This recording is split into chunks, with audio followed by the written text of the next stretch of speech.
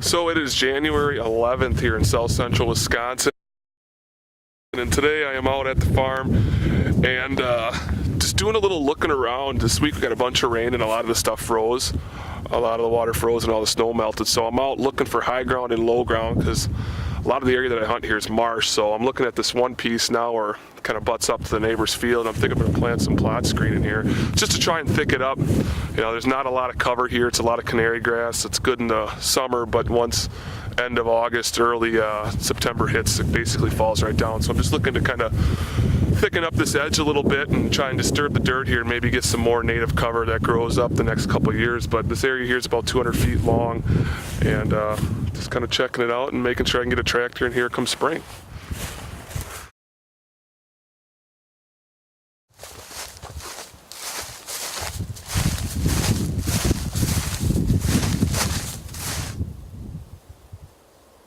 Take a second here to talk to you guys about why I'm stopping here. So I'm down on the east end of our property, and this end of our property kind of butts up to a field that kind of rises up. In this field this year was soybeans. Well, 99% of the time when the neighbor plants soybeans, following year he plants corn. So when this is corn, those deer, they spend a lot of time on this east end. It's good cover down here. I never ever come down here. I'll be down here probably in maybe June, and then I won't come down here at all. Just leave it all bow season too. We normally don't hunt down here, but this year we got a little bit of a game plan. Behind me over here, there's a tower stand. You can see it there. We moved that a couple weeks ago, and what our plan is here is when this is corn, we're going to sneak around the back side of this cornfield, kind of walk down the road, and then cut in off the corner of the property through the neighbors. We already got permission to do that, so what it does is it gives us the opportunity to slip in to this stand. And then right behind me too, there's a big cattail marsh. You can see there's some willows here. If it is dry, the deer love bedding down here. This is a very good morning spot. We haven't hunted this for the last couple of years, but my dad has shot a couple deer down here in the morning. So what I'm doing is kind of looking over here. You can see there's a pond behind me, and then just past me there's a ditch. I'm gonna walk over there, and my plan this year is to get a culvert in there through this little ditch and make a little travel corridor that gives that stand there about a 25-yard shot. So down here in the willows now, you know, getting in this spot right here where these willows are all ripped up. You know, I thought this would be a good spot. Like I said, they bed in here. But what we did was we put that stand, I don't know if you can see it behind me right over here, but that stand right there, spot that I really liked that for was sneaking in from the back.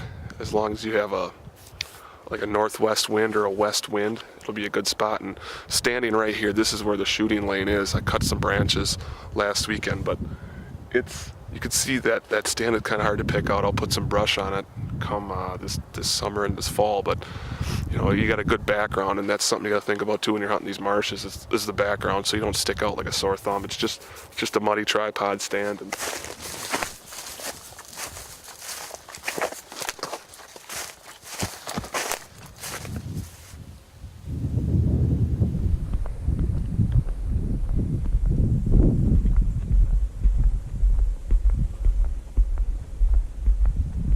so this is an area here. I planted some cedars and some pines down on the other end. It grew quite a bit. I ended up poisoning this. See, some of the cedars look all right. They definitely grew this year, but I ended up poisoning this, and we actually had a bunch of pelicans that were sitting out on this island this year. So they planted some, I think they were white pine and some Norway spruce out here. You can see some of them are doing pretty good. Just again, another little high spot here where I found an area where they'd take a bunch of spoil from digging these ponds, threw it up into a pile, and it creates a nice little habitat for deer. Thicken it up with some pines, and hopefully you can hear me. It's pretty windy out here, but see, I'm in the area where my tree tubes are now. I got them planted all the way along this edge. I'll show you here as we go along. I'm just looking to see if these tree tubes, if there's trees that are alive in them, and I'm gonna have to come out at some point this winter and pull all the grasses and everything that's in the tubes, because the whole reason that I plant these trees out here, like I said, it's to create bedding, but try to thicken up the marsh, and I put these tubes on it because these trees have such a hard time competing with the canary grass, and I've had a lot of luck. A lot of these trees have grown pretty good, so there's a lot of white swamp oak out here. And I got some tamarack planted down the way here a little bit, but they took off really good, and I just ended up buying them from the county. I think you buy like a bundle of 25 trees, costs 25 bucks, so it's a pretty good deal. It's pretty inexpensive. I know I spent about $3 per tree tube, so you know, once you start buying the tree tubes, it adds up, but you know, it's worth it. If you can get the bedding out in the middle of a canary grass marsh, you know, it's worth it to me. So I'll start checking some of these tree tubes and marking them if there's nothing alive in them, and we'll pull them out this spring.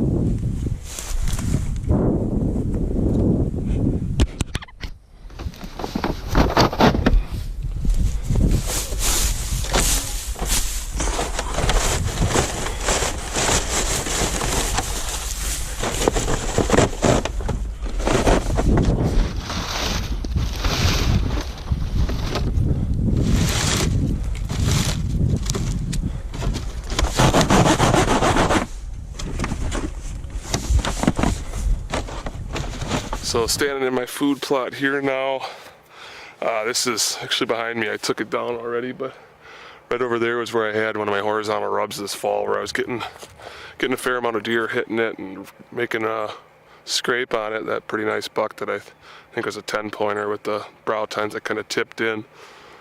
But this food plot sets up well because it's basically centrally located in the property, and we're not too far from the cattail marsh that I was at earlier. And then the back end of the property, the deer like to bed there too. And also this wood line here, this tree, this is a transition that goes right between here and the other big woods. And this fall, I got a spot for a stand I'm gonna set up just off the edge of this transition line. It's a quick, easy way, because there's a main road that goes right through this entire property, but it's a quick, easy way to get into a stand and not leaving a lot of ground scent. But this year I had clover in here. I think I'm gonna try something a little different next year. I'm not sure what. But off the end of this, on the other side of that tree, I planted plot screen.